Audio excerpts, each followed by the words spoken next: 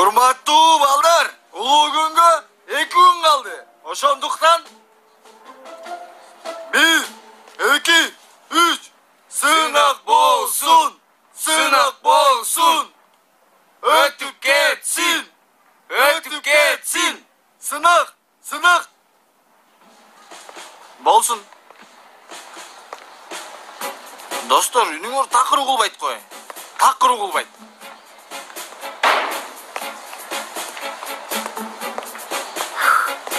Салам эл журт.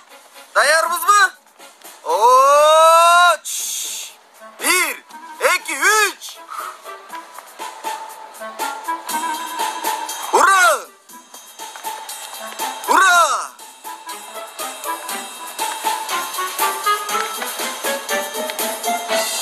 Болгула достор. Эмне болду дос? Кел отур досум, отур. Эл чарчап калыптыр. Отур, отур.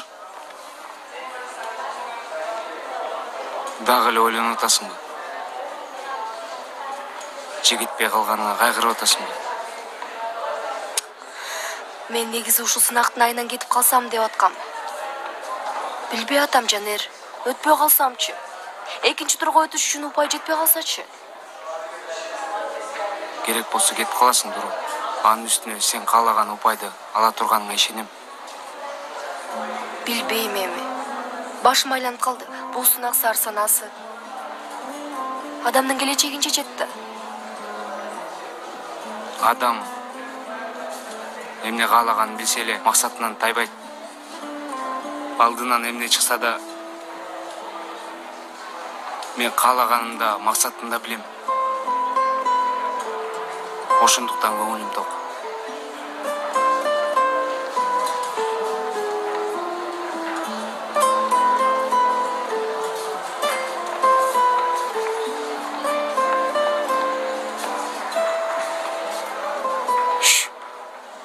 Кайра ойго батып кеттиң го? Жок, жакшы элемин. Дагы эле унут элек. Айрымдар тоодон түшүп бактагынды кууп салышты деп кайгырышат. Алда туура. Эмне деп атасың досум? Тилиңдин узуну кимди ким кууп туруп? Макул эми досум. Эч нерсе деген жокмун. Дебе, ойлонуп сүйлө. Акырын балдар. Биз доспуз го акыры. Досум, сен дагы өткөн нерселерди эстетпесең?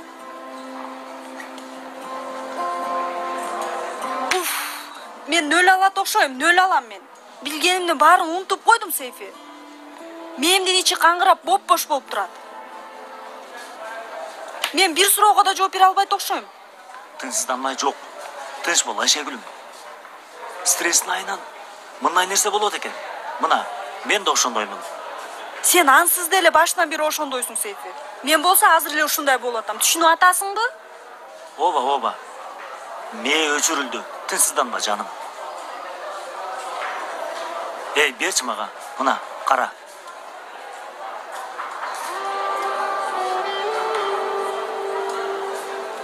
Пелин. Елис каякта? Байланыша албай жатам. Телефонун албай атат. Мен да өзүнүн иштери менен жүрүп чала албай калбадымбы? Сен көптөн бери эле Жанерлер менен алексиң го. Тынччылыкпы? Елисти сурап калыптырсың. Бир нерсе болдубу? Жок. Үйүндө окшойт. Эч нерсе эмес.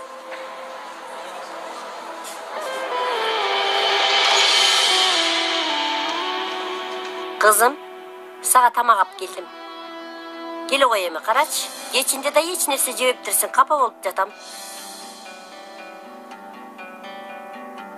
Билип турам.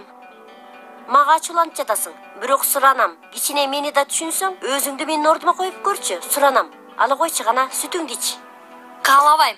Эч нерсени каалабайм. Мен окугум келип атат. Университетке баргым келип атат, апа.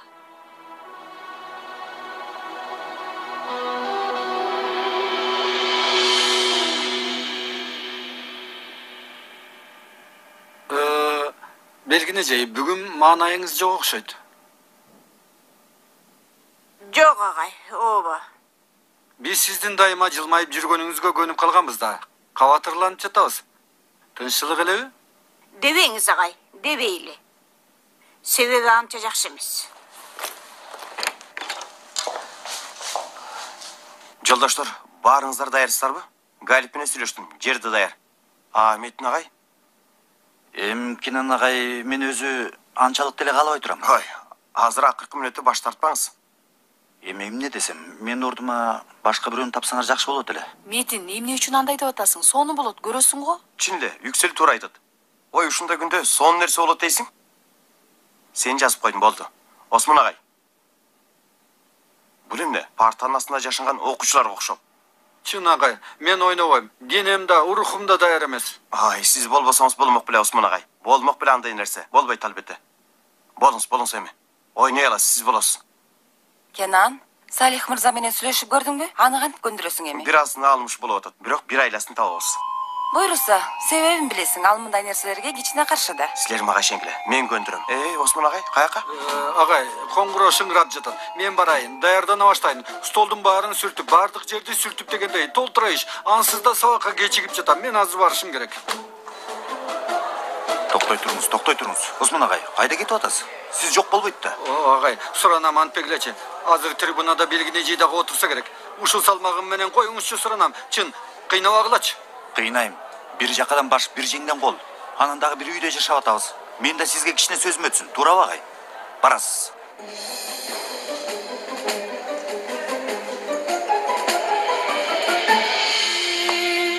Буларды таба албагандар да бар. Жебесең жок дегенде четке койбойт белең, кесир кылбай. Эмне мен ойлогон жоксузбу? Жашооңдун сынагына 2 күн калганда жашооңду талкап атасыз. Кара, негизги сынак бул жерде. Жашоонун өзүндө. Дайыма эсептеп, ойлонуп туруп, өлчөп, тартып, ченеп, чечимди кабыл аласың. Мен чечимимди эбак чыгаргам. Апа, мен окуйм.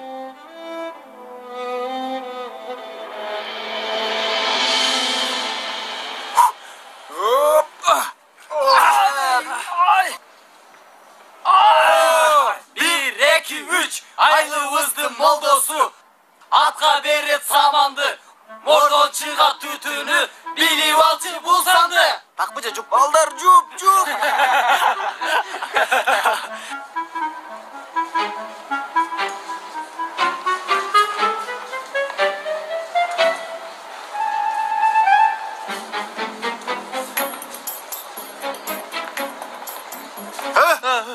Токтой турчу досум, бул эмне? Эмне деп жатасың? Кел алдыгына. Бербейм албетте, эмне көрмөгүлөм. Жетет.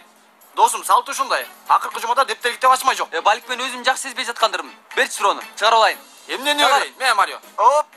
Марио, келе берчи боло бер. Марио. Оп. Берчи дейм. Китепти чөм берип койсоңор боло. Досум берчи. Ал. Болбоду эми. Бермейле. Мындан ары сени жеңе дебейм. Чалар бер дейм. Берчи аны. Китеп үчүн бакырма мага. Оп. Карма. Берчи дейм муну. Жан. Ал китепти сен берчи мага. Суранам. Чалар айрылып калды. Кел. Күнөө эле калган. Опа. Акыркы 2 барак калды. Ошону чыгарып коеюнчу. Eşekler, oturula. Bul kitap seniki. Ооба агай. Тынччылыкпы агай? Эмне болду? Силердин ушул спорттук энергияңарды көрүп, бүгүн мектепке спорт кийим келейин деп чечтим. Ооба агай, мурун сабакка эч качан мынтип келчү эмессиз. Oturula. Жарышат экен агай. Бул үчүн эмне кылабыз агай? Бүгүн сабак болбойт. Китептерди, дептерлерди четке коюп койгула. Piknikке барабызбы агай? Эми окуган окуду. Ойноп жүргөн ойноп жүрдү. Жекшемби күнү чоң сынак болот. Бирок бул сынактан мурун унутпай турган дагы бир маанилүү сынак бар. Ичке учтук элем. Башка. Окутулган күрүч. Ал да керек. Бирок ал эмес. Агай, шекер менен суу. Мээ үчүн шекер, ооз кургабаш үчүн суу. Достор, силердин унутпашыңар керек болгон эң маанилүү нерсе бул сынак силердин жашооңордо жалгыз сынак эмес. Эми бул сынакта маанилүү болгону бутта бекем туруу, жашоону уланталуу. Албетте, бул сынак маанилүү эмес деген жокмун. Маанилүү. бирок тагдырыңарды чечпейт. Муну такыр унутпагыла, макулбу? Азыр бул сынактан мурда жеңишиңер керек болгон дагы бир нерсе бар. Жүргүлө мени менен. Агай Кайда кайда? кетип атабыз агай? Чоң сынактан мурда тапшырышыңар керек болгон акыркы сынак. Жүргүлө. Бирок мен дагы 2 тестим калды эле. Мен аны чыгарат элем. Бале болуп дагы бир сынак чыкты. Ансыз да сынак жетиштүү эле. Стресс болуп атканбыз, дагы бир сынак болбойт да. Кудай тобо. Елес. Карачы, сага эмне алдым. Өткөндө дүкөндө чогуу көрдүк эле го. Сага ушунчалык сонун жарашат дебедим беле. Арзандап калыптыр. Чыдабай сатып алдым. Үйүмө карап койсоң, кызым, апаңа карачы эми. Ой элес, мени кайгырбай атат деп ойлоп атасыңбы? Мен сени ойлобой эле деп атасыңбы? Бирок сиңдигиңди да ойлош керек да. Текке өжөрлөнүп атасың. Сен бактылуу болосуң. Мындай болгону баарыбыз үчүн жакшы болот. Койчу кызым, өжөрлөнгөнүңдү токтот. Карасаң сонун экен. Сага чынында жакшы жарашат болуш керек. Апаңды жалдыратпай келип кийип көрсөң эми. Жакшы. Макул. Бериңиз кийип келейин. Азаматсың кызым.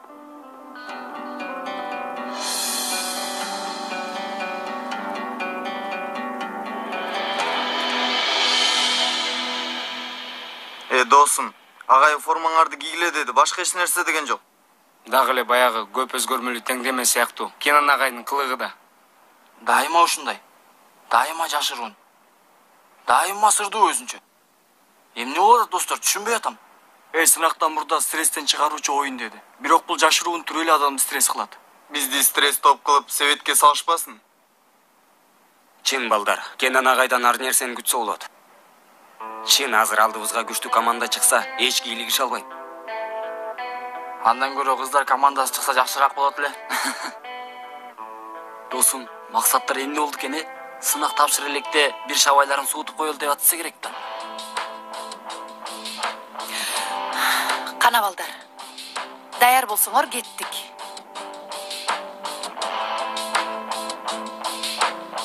Эй, болгула. Атаандашыңар күтүп атат. Болгула.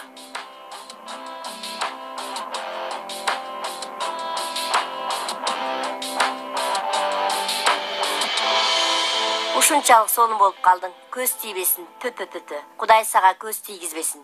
Сен баардык нерсенин эң жакшысына татыктоосуң. Тура тур, чачыңды да тарайын. Канча күндөн бери ыйлап жатып, бети башың шишиди. Саргайдың, соолудуң. Тура тур, ичкерден сага жол алып келейин. Акыры менин түшүнүп угуп койгонуңа ушунчалык сүйүндүм дейсиң. Ой, күйөөң экөөң үйлөнгөндөн кийин сүйлөшөсүңөр. Окуң келгенин айтасың. Ал болсо ии дейт.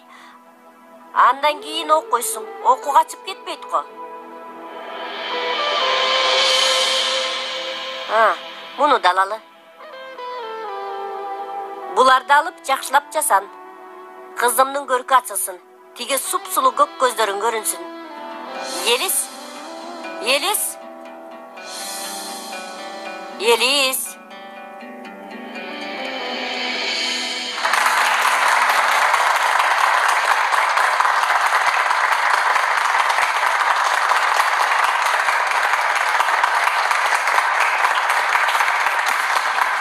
Достор, мени бул жолкусунда запаска алгылачы. Атыңдаштарды карасыңар.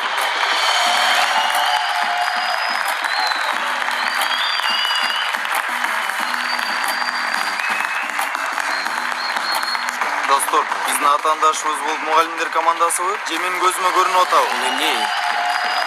Токтойт жокбачы. Укмуш команда дегендер ушуларбы?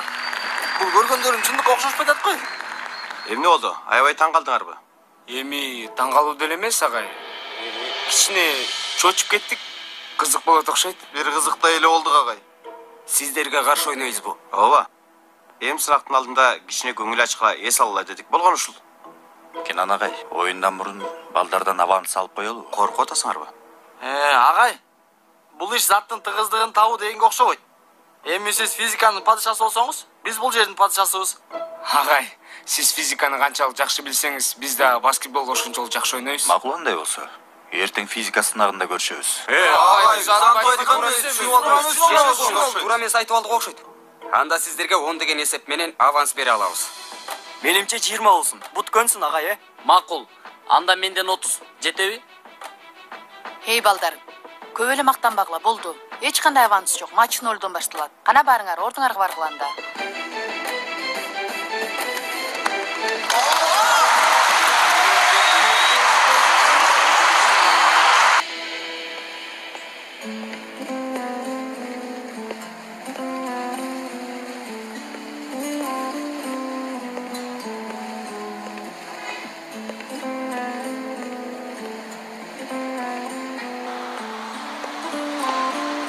Мен эми эмне кылам? Каяка барамын? Кимге кантип көйгөйүмдү айтып берем? Ай апа. Сынак болоюн дегенде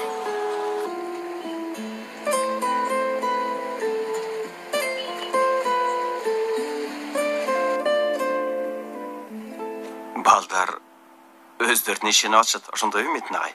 Азыр өпкөлөрүн басып коебуз. Көп ойлонбоңуз Кенан агай. Ал жагы макул деңизчи. Азыр балдарды жеңип алып, алардын маанайын бузсак. Жакшы болобу мырзам?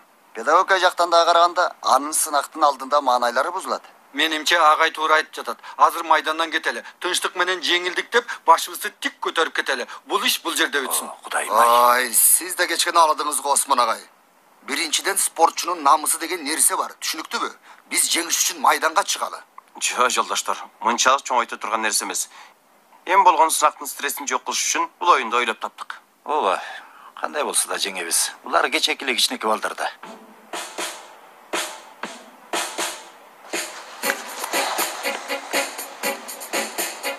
Сенин окуучуларың аябай утулушат го, Юксележей. Кудай атобу. Мен такыр антип ойлобойм. Эгер кааласаң мелдешели анда. Мен макулмун. Эмнеге? Эмне болсун? Тамак болобу? Тамак? Болот. Тамак сонун болот. Бирок кандай жөнөкөй жер эмес. Мындай люкс ресторанда болсун. Жеңилген төлөйт. Сүйлөштүк. Жакшы. Балдар, көп кыйналбай эле ойносок болот. Баары бир деле жеңебиз. О, досум, алардын алды жетпей калат. Жолдоштор, иш мелдешке айланды. Сөзсүз утушубуз керек. Түшүнүктүүбү? Ой, эмне болду Метин агай? Мелдешке айланды дейм. Жеңилбешибиз керек. Болгула мырзалар. Кана колуңарды койгула. Кана 1, 2, 3. Агайлар! 1, 2, 3, өндер толга! Метин агай оюнга аябай берилип калган го. ооба. Оюндун башында качып атты эле, бирок кийин берилип кетти. Эмнеге болду экен?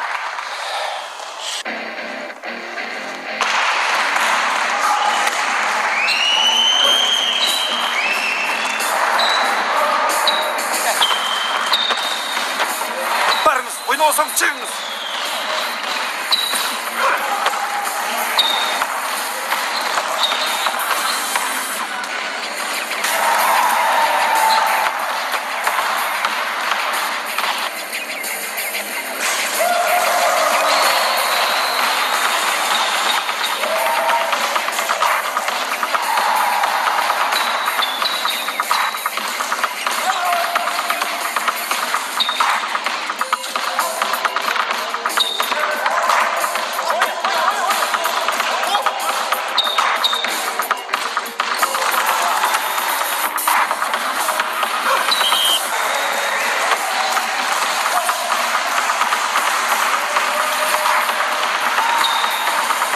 Ой, Осмон агай, сиз эмне кылып жатасыз? Агай, мен коргоочу оюнчу эмесминби? Коргоочу оюнчунун милдети. Ой, топту кармоо, кантип коргойсуз?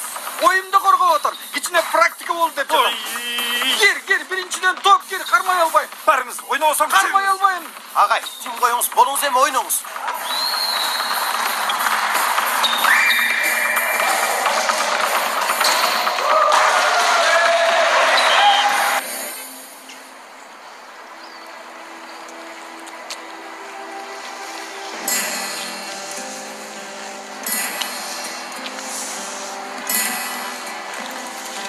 Салам. Кандайсың? Туристсиңби? Hello. Oo, söyle şöyle. You English? Jene misin? Koyuver meni, koyuver deyim. Azır kıyıkıramayıp koyuver. Koyuver meni. Şakırın, boldu. Eştese kılbayım, boldu. Goodbye, atlo.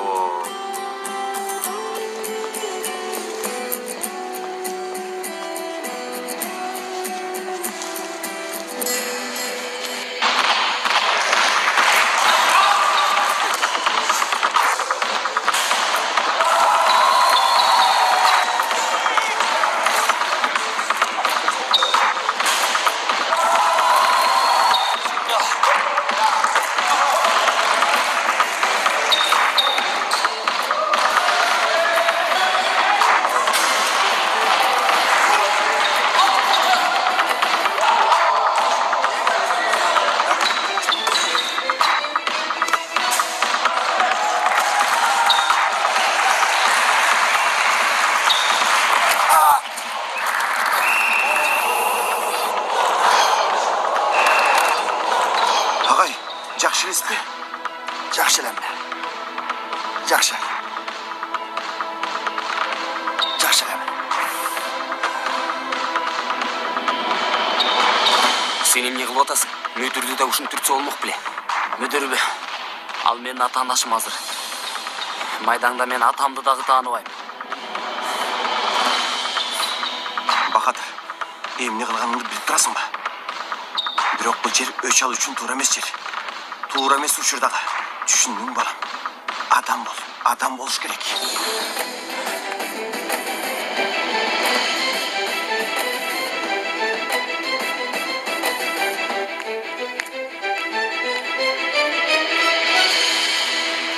Юсуф, таякесинин алтыны. Мен сени түшүнүп атам. Мектеп адамды кыйнайт. Мына бул баштыкты кара, таш салгандай. Мен деле чарчап жатам. Жашоо ансыз деле кыйын. Анан мектептеги кошумча кыйынчылык. Ошондуктан көп окуй албадым. Керек болгон билимди алдым, бүтүрдүм. Андан кийинкиси оюн.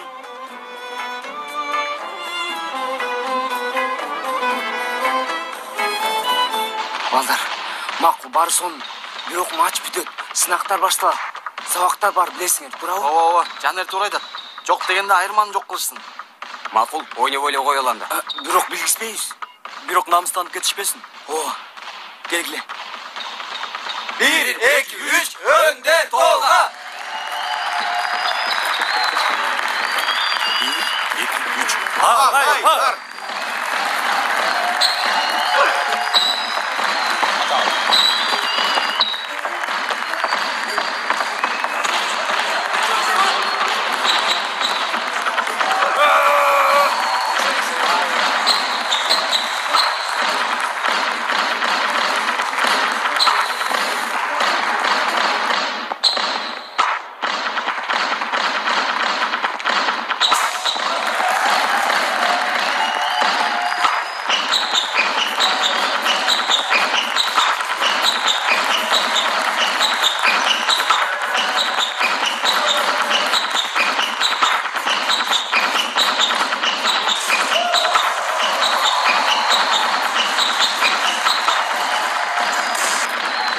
Küçüştü.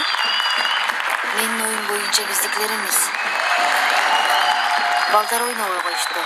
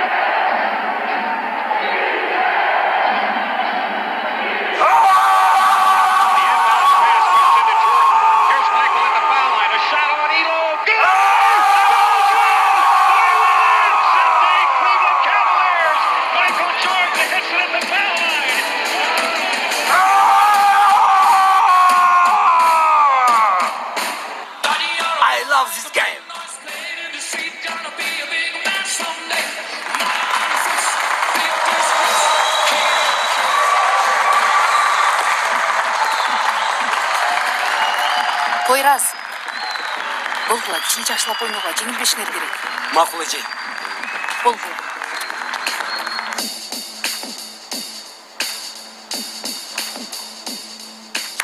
Балдар. Ушунча эпке келгенибиз жетет. Эми ойногонду баштадык. Кеттик. Болгула. Келчи. Gel, otur bul jaka. Yusuf azamatsың. Қана. Сага эмне беришсин? Эмне жейсиң? Эч нерсе. Кандайча? Курсагың ачкан жокпу? Жегим келбей атат. Эже! Келишти. Рыфат, эмне жоголуп кеттиңер? Сарсана болуп өлүп кала жаздадым. Адам деген кабар берет да.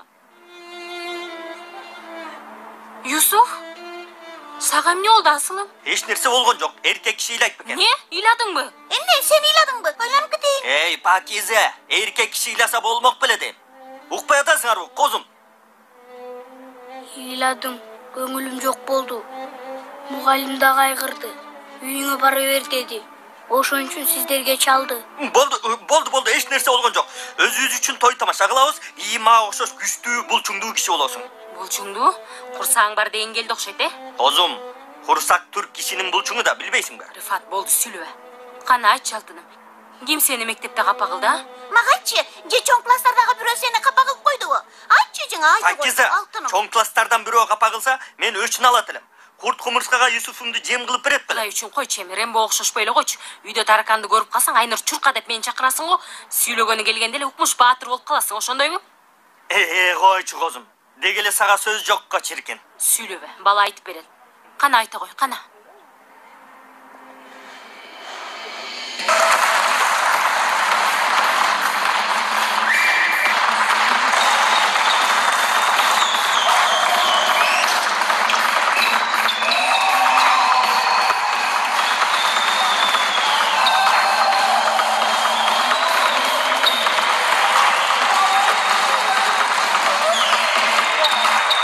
Құттықтайм балдар. Сонун болду. Сіздер буга татыктуусуңар. Құттықтайм.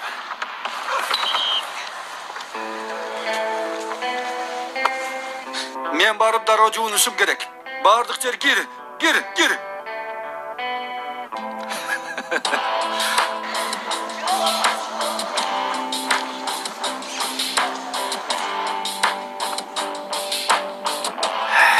Тамакты мен алып берет окшойм.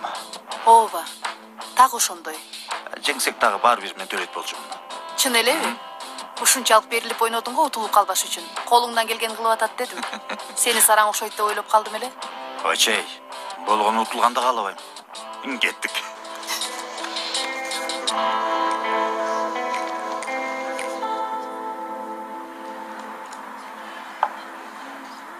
Мугалим тапшырма берген. Мугалим күн сайын тапшырма берет дечи. Бүгүн капа болуптур. Рыфат, сен оозуңду жабасың беми? Жаптым козум. Айта бер алтыным. Баарыңар ыр жазып келгиле деди мугалим. Апалардын күнү жөнүндө. Апалардын байрамында алып келгиле деген. Мен анан ыйладым. Себеби жаза албайм да. Менин апам жок. Андай болмок беле алтыным. Сен да апаң бар эле. Баарыбыздын апабыз бар. Бирок кээ бир адамдардын апасы азыр жанында эмес. Ай, жакшы айттың козум. Ооба, Юсуф. Эми акыры баарыбызды бир апа төрөгөн. Мен апам менен такыр жашаган эмесмин да, тайке. Кандай жашоо болгонун билбейм. Кантип сүйлөшөт, апалар балдарын кантип кучакташат, такыр билбейм. Билбеген нерсе жөнүндө ырды кантип жазам? Болду, тынчтан. Мен сага жардам берем. Азыр ук, шыктануу келатат, кара. Келди. Ырдап баштап атам. Түндө аябай тынч, суук, анан караңгы. Үшүп атам. Жаап койчу, апа ке. Апа ке. Муну азыр сен жаздыңбы, Рыфат? Кичине шыктанып кеттим окшойт. Сүйлөбөй отуруп турчу, Рыфат. Токтой тур, бул мындай болбойт.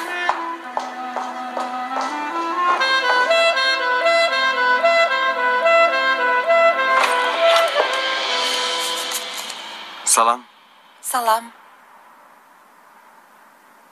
Сен бүгүн маанайың жокко? Жок, жакшы, баары жакшы. кичине сезимдериң өзгөргөндө байкачу болдум кийинки күндөрү. Чын жакшы элемин. Ошентип айтып атсаң, ошондойго. Балдар бул оюндун жыйынтыгына аябай кубанычты, Ооба. Кичине эс алышсын. Сынак эми аз убакыт калды. Туура. Бул толкундоо менен сынакка киришсе, билгендерин да унутуп коюшат. Анан билгендери көп болгонун ойлосок.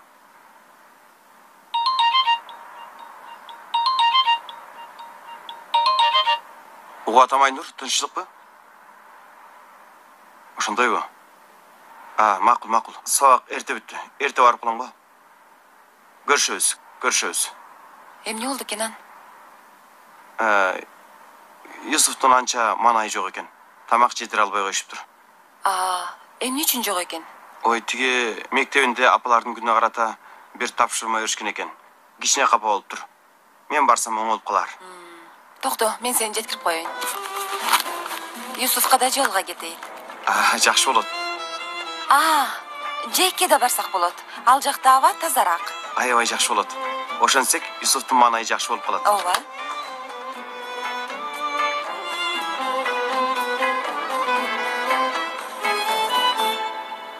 Жакшы калыңыз Белгинежей. Жакшы калыңыз. Жакшы барыңыздар.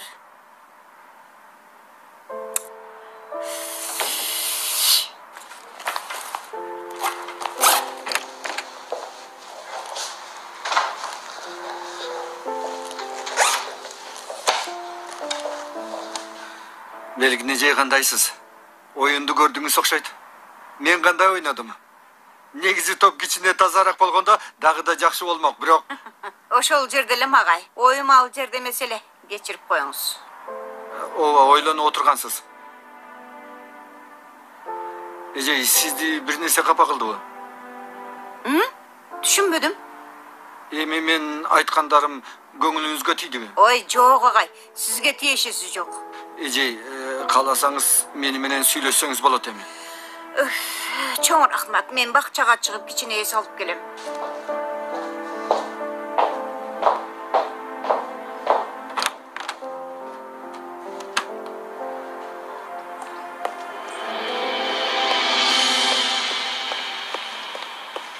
Ding ding ding ding ding ding ding ding ding ding ding ding ding ding ding ding. Эже токтоңуз. Эмне керек эле сизге? Мен кызымды издеп атам. Качып бул жака келсе керек. Жолумду тоспо. Ой, токтоңуз. Токтой туруңуз, айтыңызчы. Кызыңыздын аты ким? Бул жер базар эмес, бул жер мамлекеттик мекеме. Айтыңыз, керек болсо класстан чакыртабыз. 12 В, мен билемин, акыркы класстарда. Ой, эжеке. 12 Б аларды таба албайсыз. Эмнеге? Аларды кое беришкен, чыгып кетип калышты. Калп айтып атасың, каш жолумдан. Ой, 1 мүнөт эже, кайсы калп? Эмнеге сизге алып айтайын? Ой, менден сурасаңыз, эмне деңиз, эмнеге? Галип, эмне болуп атат? Мүдүрүм, неме бул аял келди. Ичкериге кирди. Мен сурадым, каяка кетип атасыз деп. Бул жер мамлекеттик мекеме дедим, табасыз дедим. Мен уксаңыз дедим. Биринчи дедим, экинчи дедим. Такыр болбойт мени. Галип, жетет. Келиңиз, урматтайм. Ким? Кызыңыз ким? Елес Бостанылы, 12 Вда. Галип, сен ишиңди кыл. Ой Алла. Үйдөн качып кетти. Бул жерге эле келди. Суранам, чынын айттыңыз. Эжей, макул. Тынчтаныңыз. Сураныч. Эжей, сиз бүгүн Елисти көрдүңүзбү? Жок агай. Тилекке каршы. Елис 2 күндөн бери келбей атат. Сиз Елисти тааныйсызбы? Ооба, албетте тааныйм. Окуучум. Ал турсун, сизди да тааныйм. Мениби?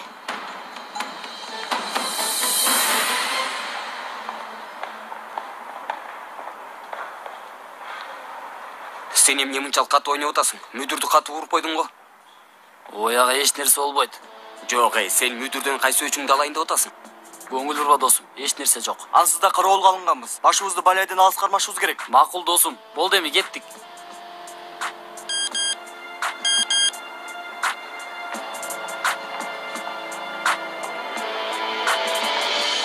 Сени менен тез арада жолугушум керек. Сураныч, эч кимге айтпа. Жалгыз болгонуңда мага чалып койчу. Сүйлөбөйсүзбү же? Сураныч, Салиха кайда окусун? Елис көп жылдан бери бул сынакка даярданып жүрөт. А сиз анын университетте окушуна тоскоол болгон апасыз го. Гүлайым. Бул азыр уккандарым. Айткандары туурабы? Эми Зехире эжейдин айткандары чындыкпы? Айтпайсызбы же? Сураныч, агай дагы уксун. Бул жерде сынакка бир канча саат калганда сиз кызыңызды сынакка кирбесин деп тоскоол болуп атасызбы же жокпу? Баарын сизге Елиз айтып бердиби? Эми мааниси барбы? Гүлайым. Эми сиз азыр кызыңызды окутуунун ордуна күйөөгө берейин деп атасыз. Туура түшүндүмбү? Туура. Мен аябай жаман апамын. Бирок эч кандай жамандык кылганым жок го. Угуңуз эче. Ал жагын биз билбейбиз. Бизди кызыктырбайт. Анан айыптоо айрыкча биздин колубузда эмес. Бирок мен муну жакшы билем. Елис аябай акылдуу кыз, жакшы окуучу. Анан сиз аны окуткандын ордуна күйөөгө берем деп кызга чоң жамандык кылып атасыз. Ой, ал менин жалгыз ишим. Мен анын апасы боломун. Анын жакшылыгын силерден да мен көп каалайм. Анда Елистин өзүнүн келечегин тандаганга эч кандай мүмкүнчүлүгү жокпу? Жок. Ал аябай кичинекей кыз. Жашоону түшүнбөйт да. Анан башка айлабыз барбы? Окубай эле койсун. Урматтайм. Окуганды каалаган адам ар дайым бир айласын табат.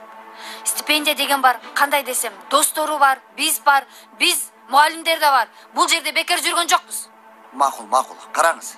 Гүлайым, сураныч. Олтуруңуз, сураныч. Муну жакшылап сүйлөшөлү, угуңуз. Керек болсо биз дагы... Сиздер мага жардам бергиңиздер келсе кызымды табыңыздар. Мага акыл айткандан көрө кызымды алып келгиле. Гүлайым.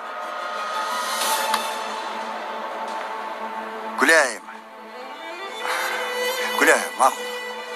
Эгерде бир нерсе билип калсак, сизге сөзсүз айтып коебуз. Аябай жакшы болот. Себеби азыр милицияга барам. Эгерде Елис жөнүндө бир нерсе билип, мага айтпай жатсаңыздар, өздөрүңүздөр билесиздер. Керек болсо милиция келет. Сиздерди жөн койбойм. Менин ишим бар, көрүшөбүз. Агай, бул айым. Сихрежи. Менимче бул ишти козгобой эле коелу. Эми бул абалында адамдар ар нерсени айтып күнөөлөй беришет. Кириңиз. Ой, Еткин, бул эми досум, бул эми? Еткин, Кенен агайды уккан жоксуңбу? Тиги сынактан мурун бир аз эс алышыңар керек дебедиби? Балдар, тынчтангыла. Досум, сен чоң Кенен агайдан жакшы билет белем. Туура, Камаз. Ооба. Еткин, биз эс алышыбыз керек да. Ой, достор, мен эс албайлы деп жаткан жокмун го. Мен болгону акчага тийишпейли деп жатам. Досум, чөнтөгүбүздө акча жок болсо биз кантип эс алабыз, түшүнсөң? Муну унутпа, чалар. Бардык нерсе акча эмес. Айрыкча эмне дешет, акча менен бакыт болбойт. Еткин, акчасын төлөгөн ырды тандайт, билесиңби? Мага такыр тарынбагыла. Мен ырды тандабайм. Кайсы ыр? Кайда тандоо? Токто, болду. Мага ташта. Бир мүнөт досум. Кайдагы ыр, кайсы тандоо? Биринчиден ал акча баарыбыздын акчабыз. Качантан бери ал сенин акчаң болуп калды эле. Ооба, бул эми тур досум. Балдар, болду. Тынчтангыла. Акырын. Азыр Еткин алтын досум бизге жүрөгүндөгү үндү жакшылап угуп, сөзсүз бир жооп берет. Туурабы Еткин? Туурабы? Ооба, Сейфи, эч кабатыр болбо. Ички дүйнөм угуп жатат. Мындай деп жатат. Жок деп айтып жатат, Сейфи. Жок. Фу. Мен мындай дейм. Бул аракетибиз текке кетпесин. Менимче дагы туп-туура анан так убагында айтылды. Баштырткыла. Ооба.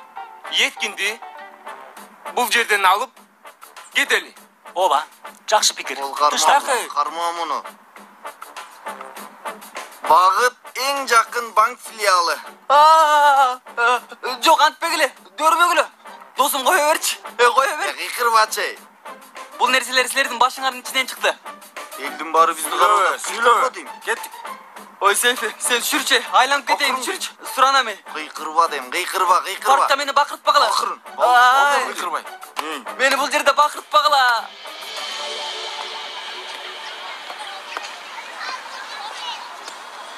Бир аз отуралыбы? Макул.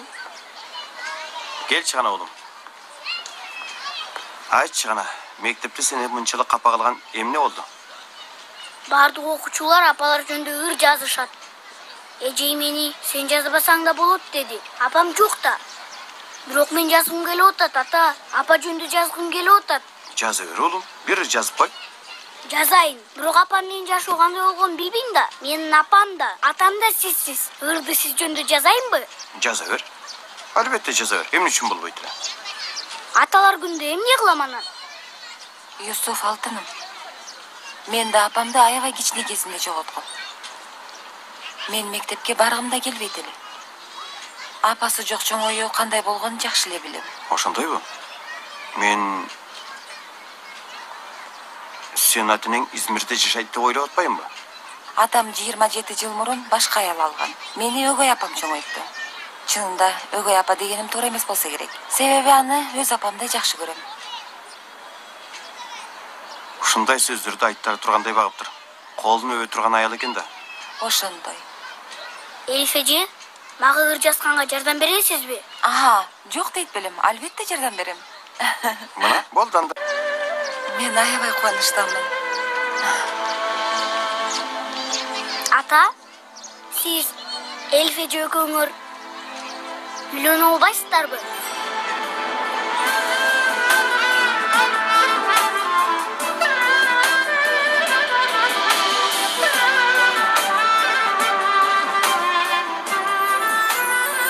Азырынча канча алалы? Менимче 100 лира жетет. Эй! Токтой тур. Еткин, 100 лира бизге жетпейт досум. Кичине көтөр. Еткин, 100 лира бизге жетпейт. Кичине көтөр. Досум көтөр. Досум, кичине коштоп атам бир аз. 100 лира жетпейт бизге. Көтөр. Кош дагы дейм. Макул. Көтөр досум. 110 болсун. Досум болбойт. Дагы кичине кош. Кош. Мен мындай дейин. Толук 1000 лира алалы. Кой.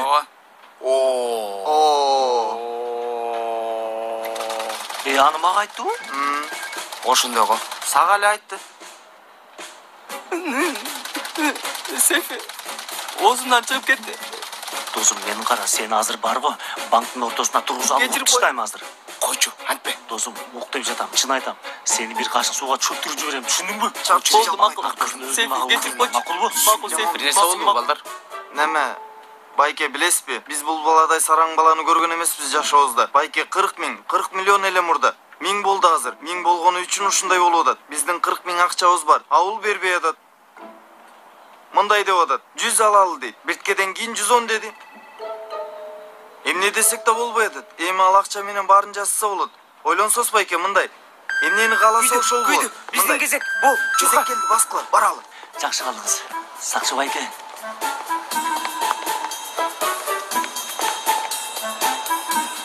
Айланадагылардын тынчын алганыбыз үчүн кечирим сурайбыз.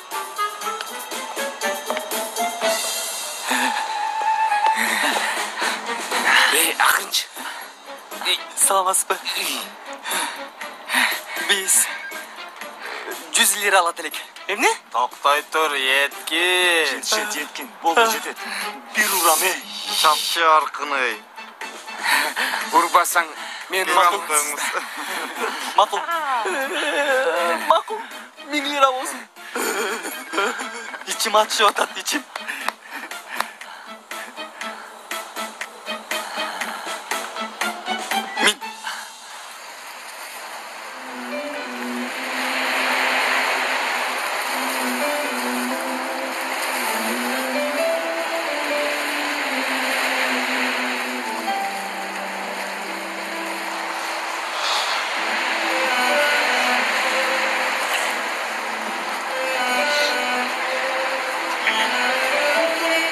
Елис. Пойраз. Кечирип кой, сенден башка чылай турган адам жок болчу. Жакшы элесиңби? Жакшы эмесмин.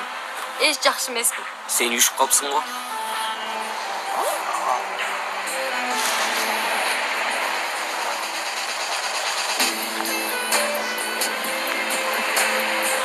Апаң мектепке келди. Билесиңби, туурабы? Эмне? Эмне кылды? Мен көргөндө мүдүр мырза Зехре эже менен сүйлөшүп аткан. Анда мени күйөөгө берейин деп атканын билет экенсиң да. Эмне? Кайда күйөбөй? Бул каяктан чыкты? Билбейсиңби? Мен сүйлөшкөндөрүнөн эч нерсе укканым жок. Сен СМСиңди окуп келдим. Ансыз да сен эч кимге эч нерсе айтпады экениңе. Бүгүн мага жучу келет болчу, Пойраз. Апам 2 күндөн бери мени үйгө камап чыкканга уруксат бербей койду. Мен качып кеттим.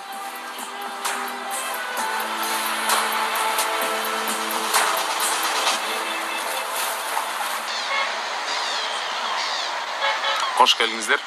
Emne alasыздар? 3 namenin balık. Piyazı bolsun bu? Болсын, болсын. Makul.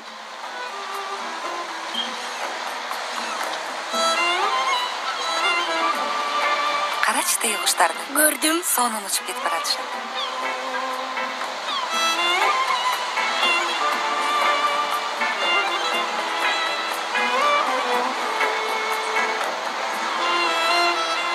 Alыңızдар. Даамдуу болсун. Чоң рахмат.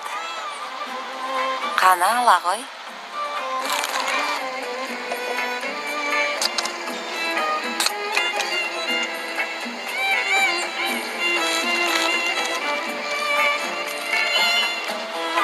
Даамдуу экен.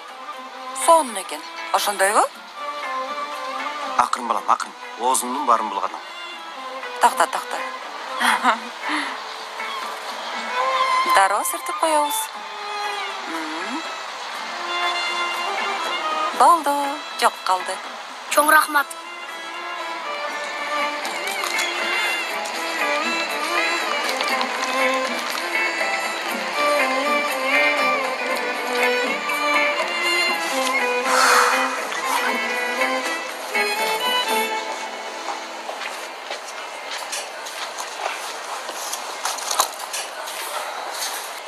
Балдар, азыр жаңы кийим алыштын кереги жок го.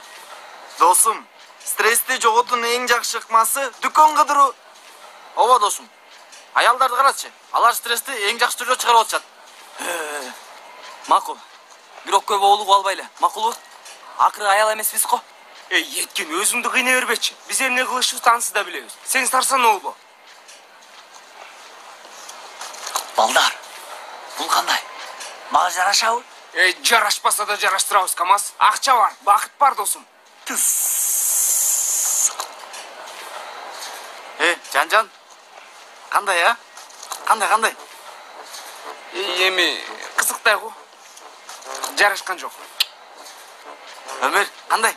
Сонун досум. Сонун жарашты, кийип көр.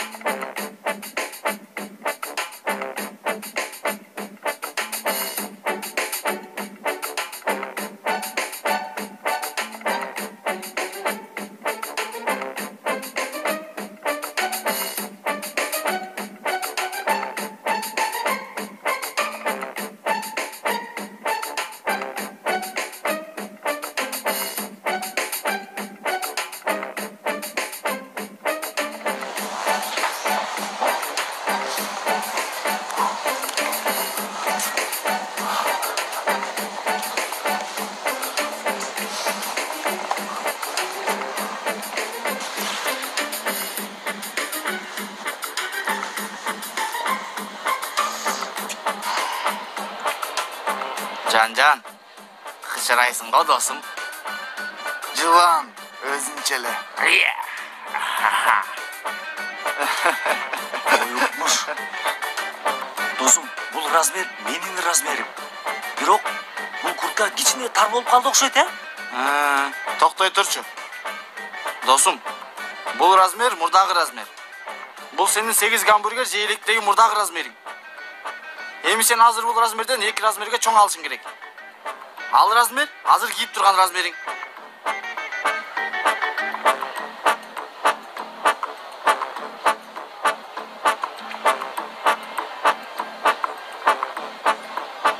Кассага баралы. Мага чагылы.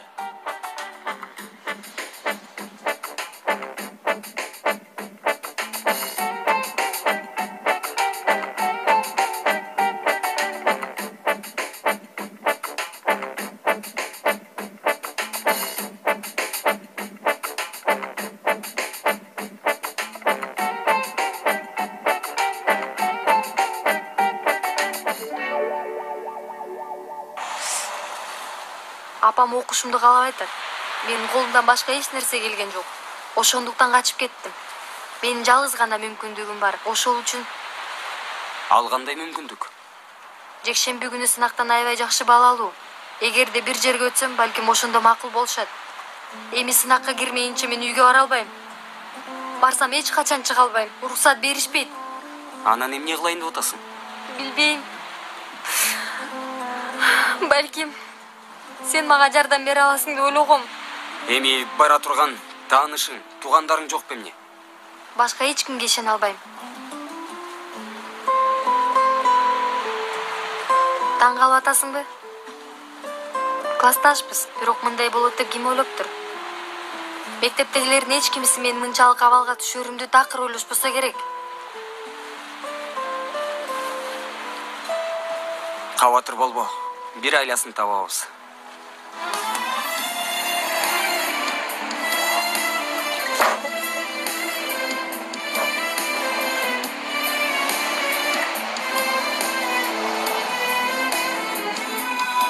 Сен сынакты тапшырасың, анан өтөсүң.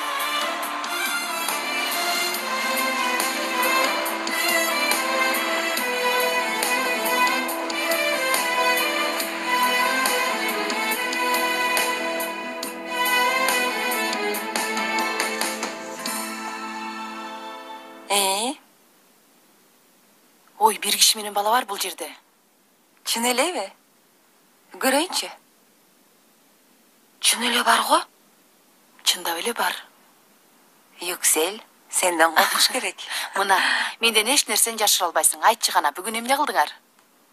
Ой, эмне кылмак элек, ошол. Жээкке бардык, кичине сейилдедик, тамак жедик. Муну кара. Жээкке барышыптыр, тамакта жешиптир. Койсоңчу эми, балык менен нан жедик. Ал жагын түшүндүк. Дагы эмне кылдыңар? Ошол, кичине сейилдедик. Анан бир жерде отурдук. Андан кийин Кенан менен мен... Мына ошол жерди сурап атам. Кенан менен сен? Эми Кенан экөөбүз биринчи жолу мындай жакын болгондой, эми мындай мага ортобузда дубал кичине жоголгондой болду. Же мен ошондой сездимби билбейм. Мен дагы алыстан эле карашып жүрө бересиңер деп коркуп жаттым эле негизи. Негизи мунун баары Юсуф болгон үчүн болду. Юсуф бизге бири-бирибизди жакшыраак түшүнүшүбүз үчүн түрткү болду. Таң калбайм. Мен бүгүн өзүмдү Юсуфтун апасындай сезип кеттим бир убакта. Юсуф менин балам болгондой болду. Ой, кандай десем, айта албайсың. Баштан өткөрүш керек дешет го. Бул эми ошондой нерсе да. Ой, Элиф, мен чындап ушунчалык кубанып жатам. Кенанды да, Юсуфту да жакшы тааныйм. Анан аларга сага окшош аял чындап эле керек болуп жатат да.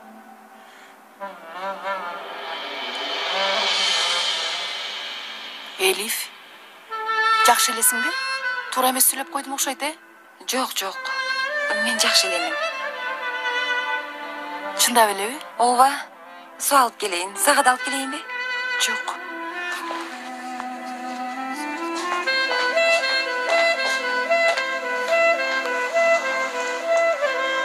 Мен чечинип келейин анда. Менюда эмне бар экенин карайлычы. Башталышы. Коондо креветка коктейли. Бул тамашабы. Муну ким жейт? Дагы.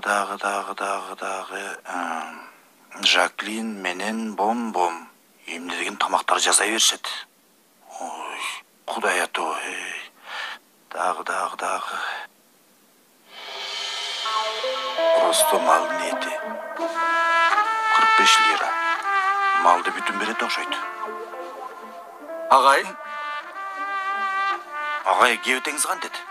Кечирип коюңуз агай. Коркутуп койдум окшойт. Халатчан жүрүп алдым. Таң калтырдыңыз агай. Жана сиз мектепте баскетболдон кийин жуунбадыңыз беле? Агай, баары жуунган коомдук мончодо жуунгандан кийин мен дагы бир жолу үйдө жуунам. Баскетбол ойноп атканда толтура микроб. Баардык жери кир болуп калды агай. Ошондуктан дайыма 2 жол жуунам. Таптаза болуп калдым.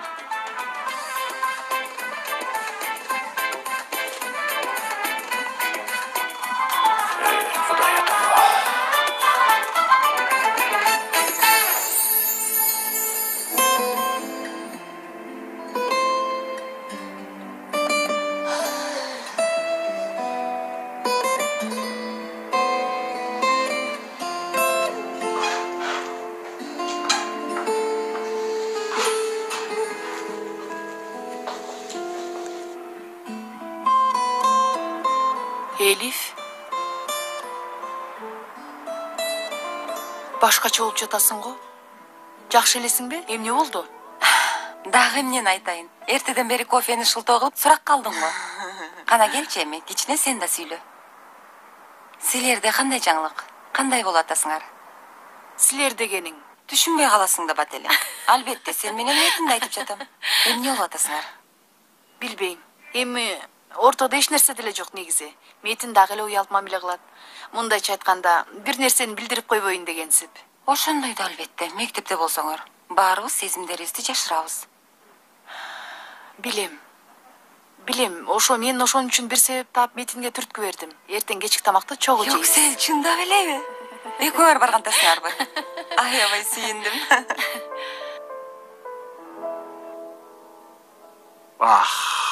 Агай, сизге бир нерсе айтайынбы? Папайя кошулган бет май ушундай сонун кирем экен, терини сонун кылып коет экен. Менимче сиз да колдонсоңуз. Караңыз. Пактадай болуп калдым, жуп-жумшак. Сиз эмнени карап атасыз, агай? Эртең Yüksel менен тамакка барабыз. Интернеттен карап атам. Мекеме менюларды карап жатам. Сизге жыргалы. Мен да белгинежей менен тамакка барып алсам кана. Бирок акыркы күндөрү маанай такыр эле жок. Кечке телефон менен бирөө менен сүйлөшүп жатат. Мен да жакшы нерсени ойлонгум келет. Бирок кандай десем, чынын айтсам ыңгайсыз болуп жатам. Агай, мынауну карап алсам болобу? Албетте. Бул ресторан аябай кымбат экен, Сиз сурабаңыз, мен да жооп бербейин, агай. Алла жардам берсин. Мугалимдин кызмат акысы менен кыйын. Айтмакчы, кымбатчылык дегенде газдын акысы келиптир. Буфеттин үстүнө коюп койдум.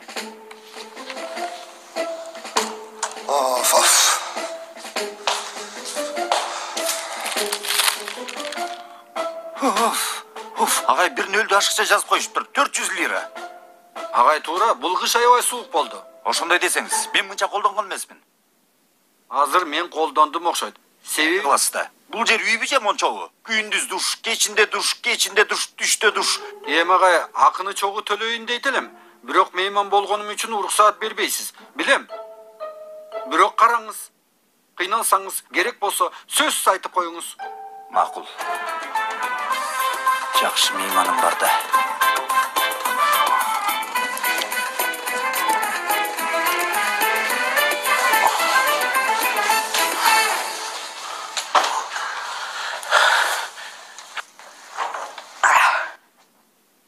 Балдар, мен бул сынак ишин эмес, бул сынак үчүн стрессти жоготуу ишине аябай кубандым. Айрыкча Айшегүл жаңы имиджимди аябай жактырат. Бирок билесиңби, сынак шылтоо, ушундай досум. Кара досум, кара. Карагыла. Кандай болду? Балдар. Жылан.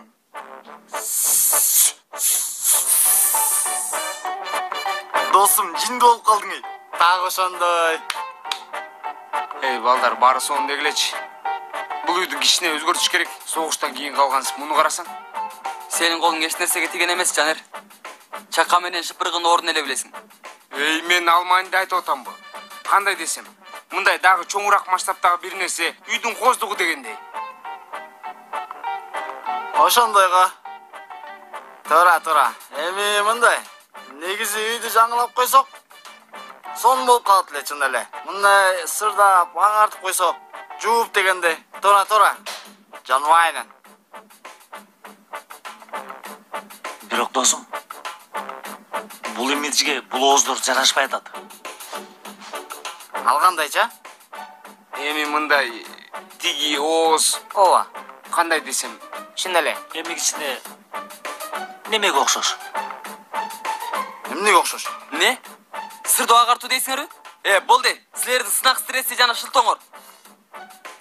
Өзүңөрдүн имиджиңер бүтүп, эми үйдүн имиджи калдыбы? Чача бергиле, чачкыла. Адам болгачы. Макул. Болду, эмне кыйкырып атасың, эй? Анда мен неме кылайын? Баштыктарды ачайын?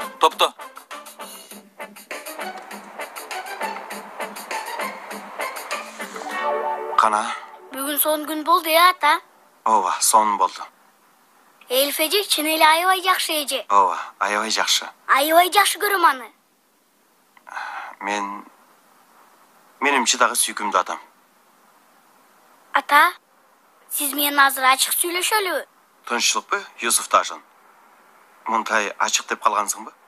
Мен бакканыңызда кыйынчылыктар болду. Мен билем, өзүңүз жалгыз. Бирок мен бул үчүн эч качан кыйналган эмесмин.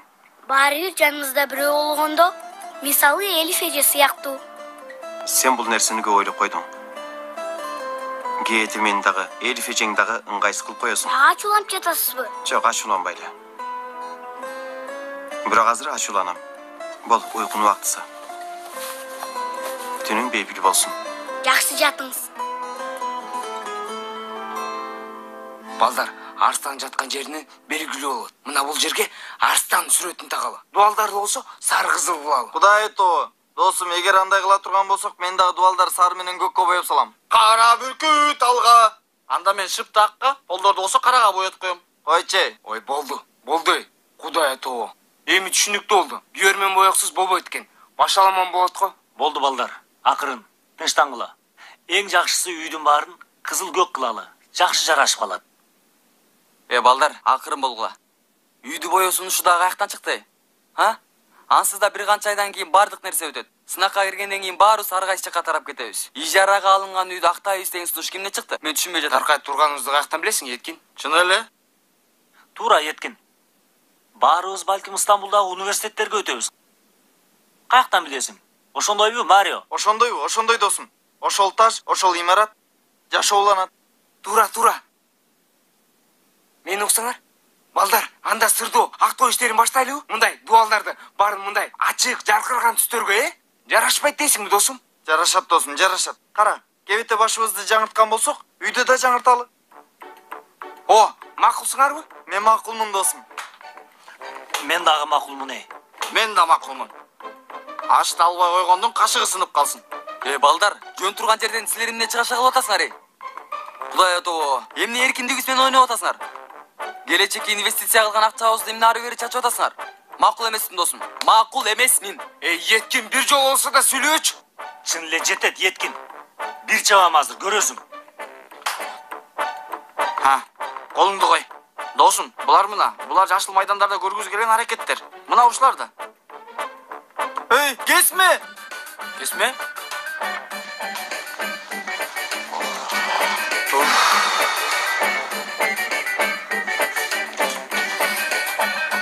Курсагым аябай ачык болдум эле.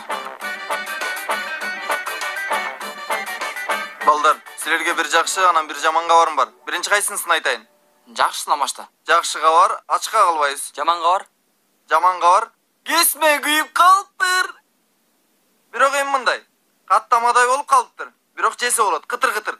Эми асты жагы күйүп калыптыр кичине. Биз келес болуп калганыбызга түшүнбөй атам. Мынчалык акча алып, андан кийин минтип, азык түлүк сап. Көрдүңөрбү? Ушунчалык ызы-чуу салдык, кошуналарында тынчын алдык. Ким болду экен, Карабай туруп биле албайбыз. Еткин эшти чыгаша тыкылдап атат. Бирөөнү күтүп аттык беле.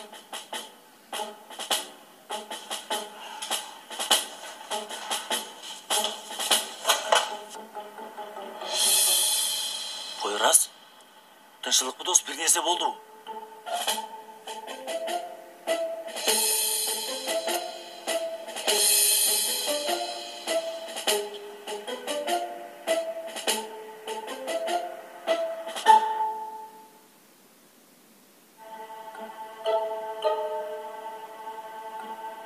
Бул караш.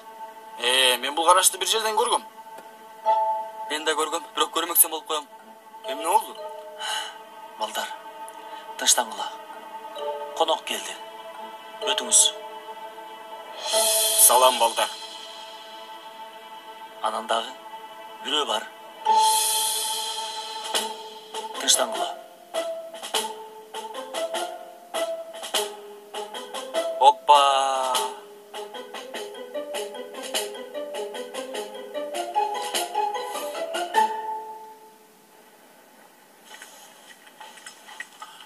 Козум, бул эсеп китеп иштери көп болуп кетти. Бир бухгалтерди ишке албайлыкпы? Макул султаным, айтканыңыз болсун. Бирок бир бухгалтер бизге жетпейт. Кааласаң 2 адамды алалы. Бирөөсү бир жагын кармасын, экинчиси экинчи жагын. Сен болсо трондо отуруп келип кетесиң айранды ичип. Айрыфат, болбогон нерсени айтпачы Кудай үчүн. Өзү эсепте оокат кылып жүргөндө 2 бухгалтерди ким коюптур бизге? Мен да ошону айтып атам козум. 3 тыйындын эсебин чыгара албай жатабыз. Бирөөнү ишке алалы, 3 тыйындын эсебин чыгарсын деп атам. Сүйлөбө, суранам, сүйлөбө. Ансыз да башым ооруп атат. Мен өз рызкым болгон 2 тилимди анда тааныбаган адамдар менен бөлүшө албайм. Эми кечирип кой. Өзүбүз эсебибизди өзүбүз кылабыз. Болду, бүттү.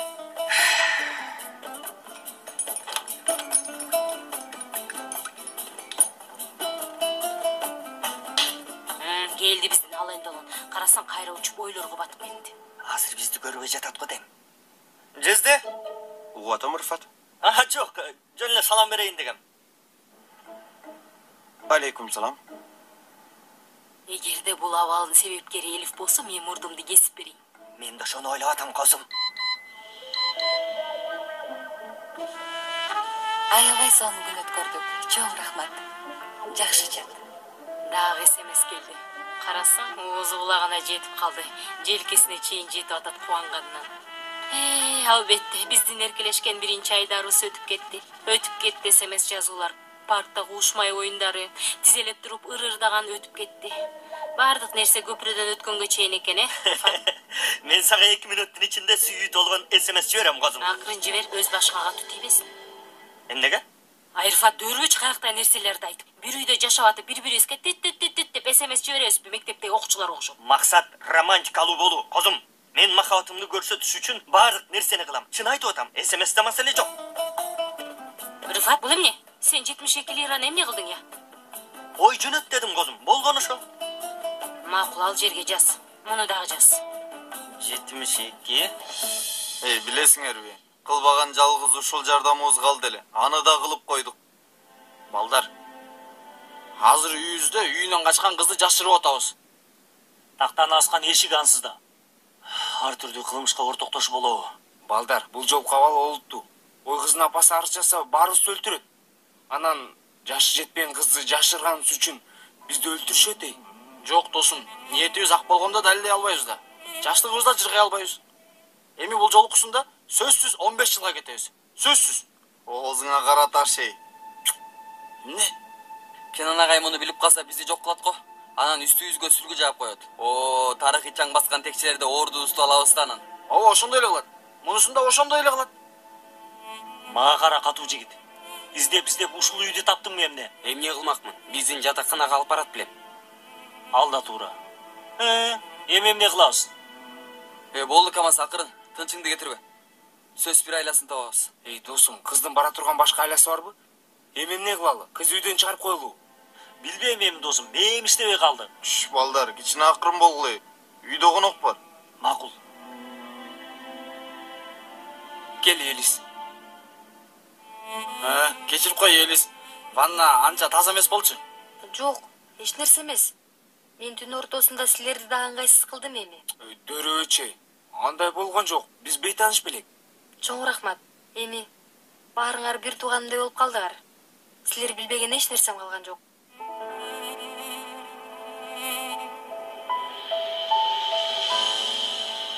Чоң кыз. Алыңызчы гана. Апа мерими менен даярдалган өзгөчө жемиш табагы. Эркелетип жибердиңиз, апа. Кийингөнү алам. Эми сынакка 2 күн калганда кызым жакшы тамактансың. Ана сынакта башы жакшы иштесин деп атам. Демек бул нерселердин баары ушул үчүнбү? Ата менен Америкага кетпей калганым эмес. Эми калп айтпайын. Анын да салымы бар болсо керек. Сен атаңдын бардык аракеттерине карабастан, ал менин күтүүнү тандабай, бул жерде калганың үчүн кубанбадым десем, жалган болот. Сиз канчалык катуу болгонго аракеттенип жатканыңызды билем. Бирок жүрөгүңүз кандай жумшак экенин да билем. Мен ал жүрөктү дарынтып коет белем. Ай, дароо жагынба. Кандай сонун. Дурайым, өзүңүздү кандай сезип атасыз? Сынакка даярсызбы, кызым? Сиз кабатыр болбоңуз, апаке. Бардык суроолорго бир-бирден жооп берем. Бир-бирден жооп берет имиш. Эми аны көрөбүз. Мен көп ишенбей атам, бирок Эмне кандай деп атасыз? Жанер менен досторунун айынан. Кудай жалгасын, быйыл аябай көп окуя болду. Түшүнгөн жокмун. Мунун түшүнбөй турган эч нерсеси жок, Дуру. Жарнама жылдысы болбогонуң эле калды эле. Ал да болду. Аны сас келгенсип Кудай сактады. Мектептен айдалып кала Эми апа жаман оюм жок болчу да. Жанерлердин дагы ниети жаман эмес. Ай, мага актабай эле кой. Ачуумду келтирбе. Мен аларды билбейт белем. Бирок сабактарды таштап койгон жокмун. Адилеттүү болбой атасыз. Болду, адилеттүү элемин. Бирок бул сынактар бүткөнгө чейин башыбызды орто турган эч нерсе болбойт. Түшүндүңбү, Дуру? Макул, сөз берем. Жекшемби күнү негизи бир иш башталат. Билесиң.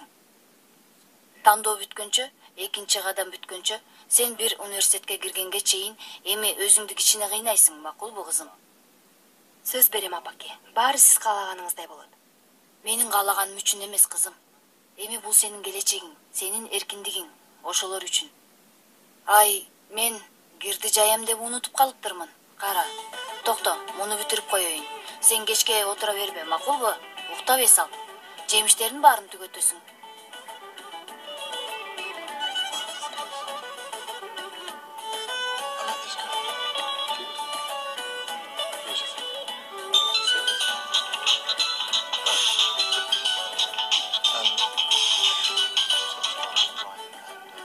Алло. Кубатам жаным. Эмне?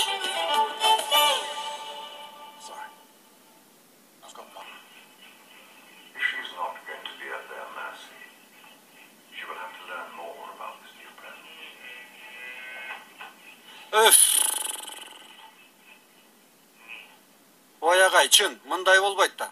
Бул үйгө 2 сыналгы сатып алалы. Документалды киноңуз менен менин сериалым.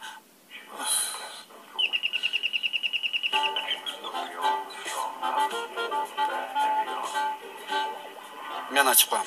Убара болбоңуз. Коюңузчу.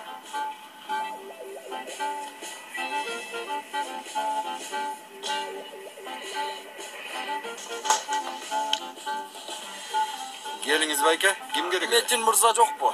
Мен үйдүн ээси Хашмет. Күтө туруңуз байке. Метин агай, үйдүн ээси. Үйдүн ээсиби? Үйгө эмне киргизген жоксуз? Хашмет байке, тынччылыкпы? Эмне болду? Келиңиз, киргиңиз. Жок балам. Башка күнү кирем буйруса. Метин мырза, балам. Менин бир сөзүм бар эле. Сиз ижара акысын айтсаңыз керек, Хашмет байке. Азыр сизге түшүндүрүп коеюн. 2 айдан бери төлөнбөй жатат. Бир нерсе болдубу? Акыркы күндөрү башаламан көп болуп кетти. Билесиз, мамлекеттик иш. Кечирип коюңуз, бирок 2-3 күндүн ичинде төлөйм. Конооңуз да бар экенин көрүп турам. Бирок мени дагы кыйын абалда таштабасаңыз кубанычта болом. Мен ушул акча менен жашайм, билесиз. Кечирип коюңуз. Жакын арада төлөп берем. Жакшы калыңыздар. Жакшы барыңыз.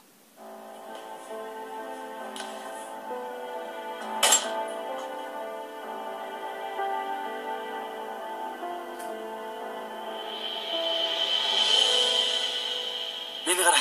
Кошуналардан эч ким көргөн жок да? Жок. Эмнеге? Ой, Елистин абалы белгилүү. Эми бирөө көрүп калса, ошого айтып атат. Маселе чыгышы мүмкүн. Жок, эч ким көргөн жок. Елис, мен бул кийимдерди сага алып келдим. Балким түнү сага керек болот. Чоң рахмат сага. Эч нерсе эмес. Достор. Планыңар кандай? Менимче Кенан агайга баралы. Ой, эмне кылат эле? Кенан агай 2 лекция окуйт. Андан кийин Елизди апасынын жанына жиберип ийет. Ой, мен да билбей турам. Бир да мугалим бизди колдойт деп ойлобойм. Апам деле колдобойт. Балдар, мен силерди көп кыйнабай эле коеюн. Эң жакшысы мен барам. Жок. Андай нерсени ойлобо. Кетем деп айтпа. Ансыз да бул жерде кечке кала албайт. Баарыбыз чогуу бул нерсенин айласын табышыбыз керек. Макул. Эми азыр кыйын абалда көйгөй бар досубуз турат. Анан сынак болгонго чейин ага жардам беришибиз керек. Ыңгайлуу кылышыбыз керек. Кийин эмне болот көрөбүз. Сынактан кийин көрөбүз кандай болорун.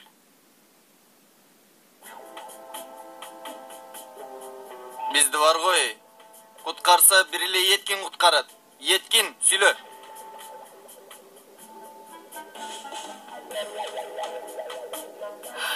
Ооба. Макул. Ансыз да башка айлабыз деле жок. Биз эми сыртта жүрүп келебиз кечинде.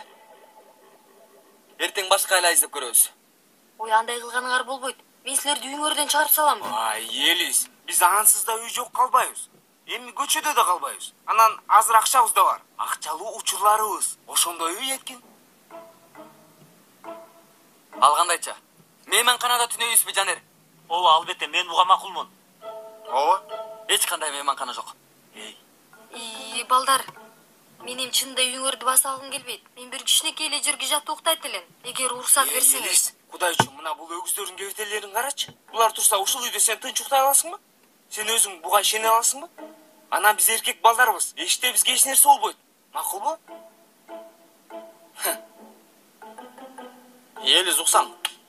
Сага бир өтүнүчүм бар. Эгер бирөө келип эшик такылдатса дагы такыр ачпа, макулбу? Эми билип калышта биз өз моюнубузга алабыз. Ой, мен негизи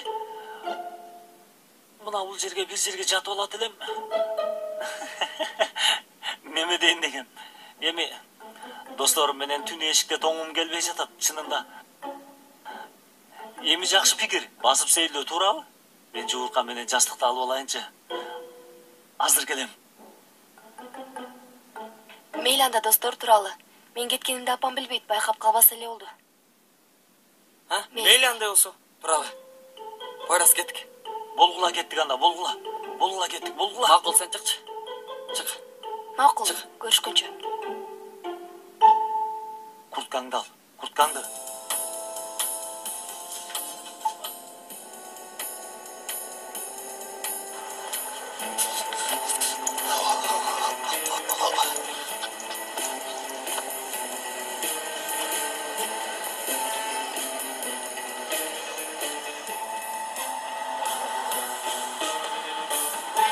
Токтой тургулачы.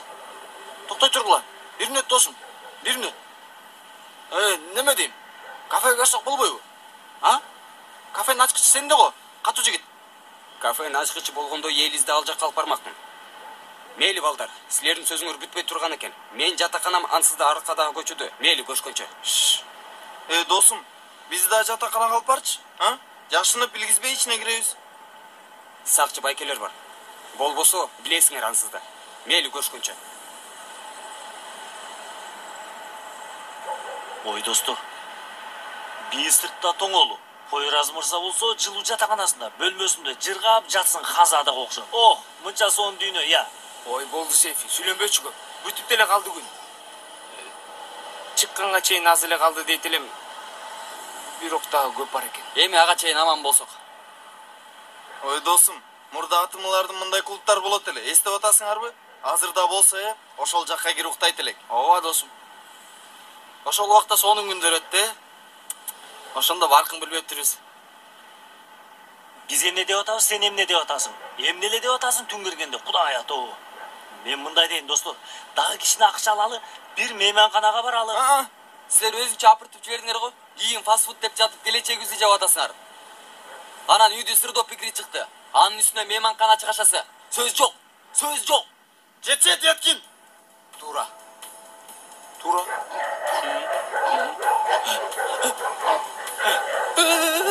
Тойбос карышкырлар. Эмнеге деп атасың? Аяктагы карышкырлар. Алар кадимки иттер да. Ооба. Ой. Балдар. Азыр мен 5 чейин санайм. Кийин баарыбыз чогуу качабыз, макулбу? 1, 2, 3.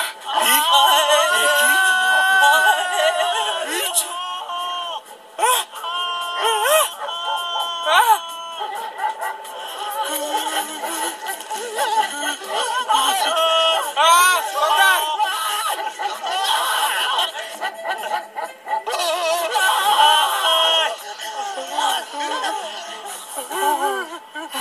Балдар еткин айткандай эле экен.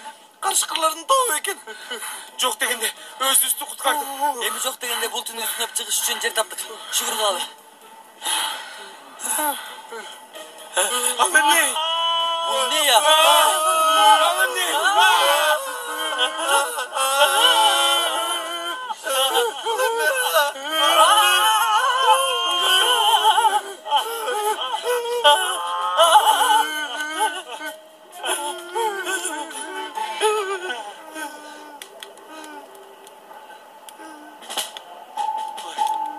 балдар. Тыныштан.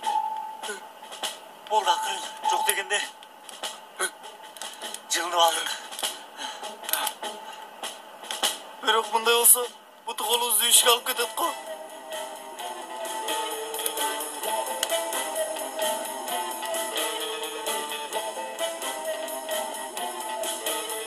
Апа, мен коркпоңуз. Мен коркпоңуз.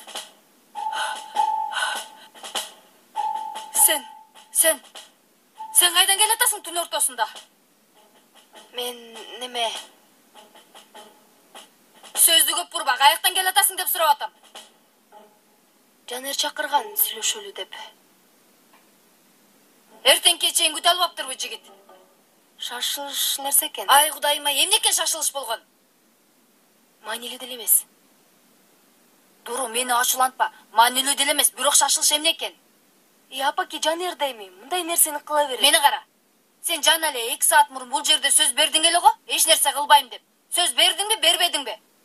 Бул Жанер көп баштады го. Эми мынтип түн ортосунда дагы. Бул үйгө келгениңден кийин бир нерсе болсун, чын айтып атам. Бул жолкусунда аябай жаман болот. Сынакка 2 күн калды, чоң кыз. 2 күн. Бул убакта жатып эс алышың керек эле.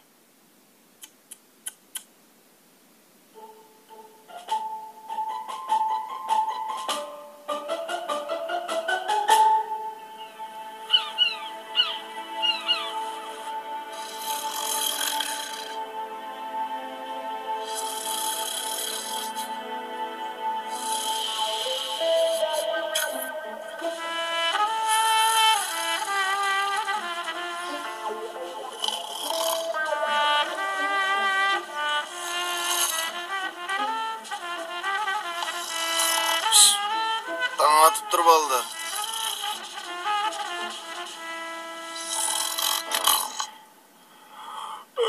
Балдар, бардык жерим катып калыптыр. Сейфинин коңгургу дагы эле улуп атат. Дагы эле коңгуру күтпөй атмын. Эркин кайда?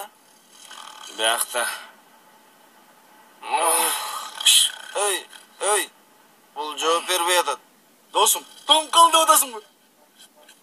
Бул эшикте болуш керек. Жетчет еткин, бол турайым досум, жетчет. Не? Кыймылдады. Тоңуп калдым. Рас болуп тур. Үйгө баралы, барып карап көрөлү. Ооба, биринчиден колу бетибизди жууп алалы. Кытыраган жаңынан да алалы. Сонун кылып тамак жейли досум. Элиз да ачык болуш керек. Тургузгула анда бул баланы. Баралы. Сейфи! Мен ойготуп коем. Муну кара, куштун жүнүнөн жасалган төшөктө жатат. Секир үстүнө.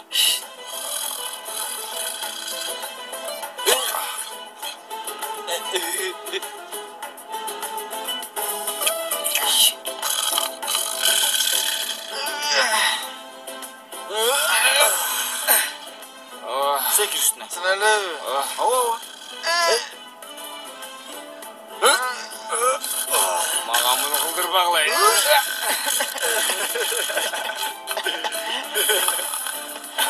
Ойгонбойт калбай.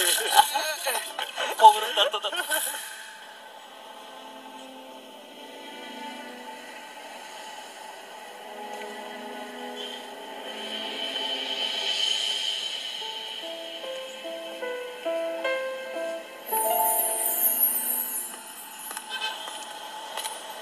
Geldim. Hoş gelipsiz. Otur. Жоқ, отурбайм. Эмне айта турган болсоң айт. Себеби көп тура албайм. Albatta. Андай болсо, ментип кичине басалы. Бирөө көрүп калбасын. Ата бала болгонубузду билип калышат. Кийин эмне кылабыз? Кеч оюнда мага болгон ачууңду, жиниңди сезип калдым. Ошону үчүн алганы келдиңизби эмне? Кулагымды чоёсузбу? Эмне кыласыз? Сени дагы капа кылыш үчүн чакырганым жок, Бакадыр. Эмне үчүн чакырдыңыз анда? Erteң сынақ болады. Мен алдын ала сага ийгилик каалагым келди. Ошондой бу. Аябай толкунданып кеттим. Ал турсун колу бутумда титиреп кетти десем болот. Бакадыр, чынымды айтам. Ой, сиз дайым эле чын айтасыз. Макул, апаң үчүн чакырдым сени. Болду эми? Билем, ал болгондо алда азыр сынактын алдында сени көрүп ийгилик кааламак эле. Эми анын каалоосун ишке ашырыш үчүн. Болду, түшүндүм болду. Кайра мага мурдагы эле сөздөрдү айтып күнөөлөш үчүн мени чакырдыңыз. Бакадыр.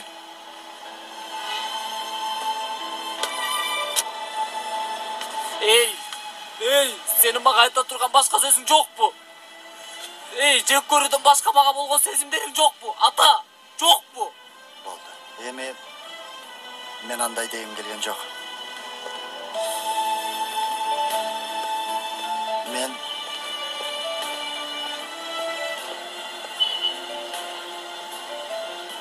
болгону сынактын алдында ийгилик каалайын дегем.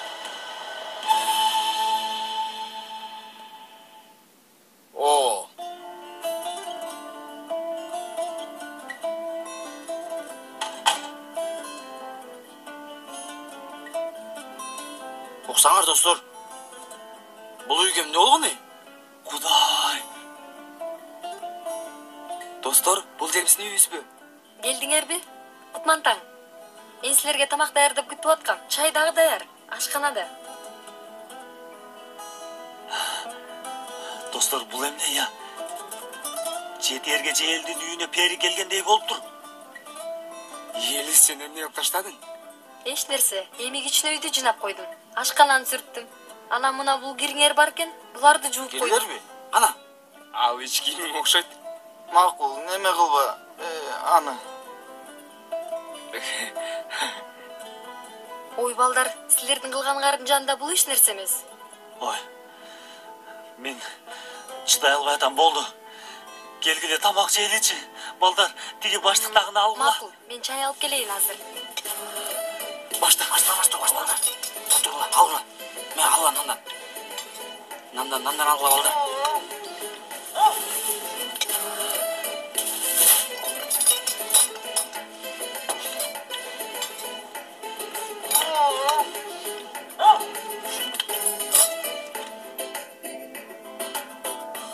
Чай.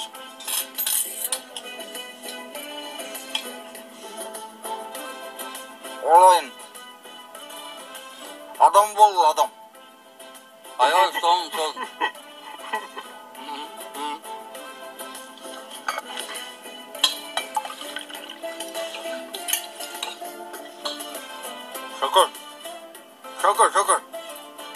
Şeker alып келчи. Мен алып келип берем.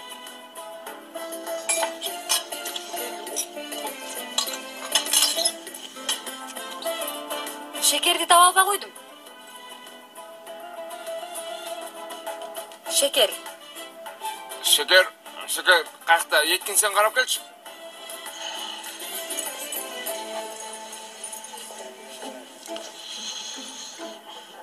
Аш болсун.